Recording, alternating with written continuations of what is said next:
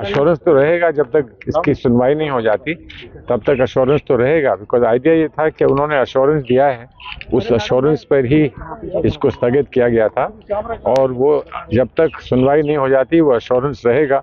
सुनवाई होने के बाद फिर जो भी दूध का दूध, पानी का पानी होना है वो हो जाएगा। इस एक्ट में जो दूसरी बहुत सारे चीजें हैं सर जिस पर रोक नहीं है, उस पर कार्रवाई जैसे कहा जा रहा है डिमोलिशन और दूसरी जो चीजें हैं उसको लेकर अगर सरकार अगर सरकार कुछ करना चाहती है तो सरकार करेगी, लेकिन जहां पर जो मुख्य बात है, जो खास बात है, जो जिसमें अमेंडमेंट किया गया है, जब वही उसी पर कोई कार्रवाई नहीं हो सकती तो औरों पे क्या करेंगे। जब आप जो उसकी जो वो है मेंबरशिप है उसमें अभी कोई आप परिवर्तन नहीं कर सकते, तब्दील नहीं कर सकते हैं, तो उस पर रोक हो या ना हो क्या फर्क पड़ता है।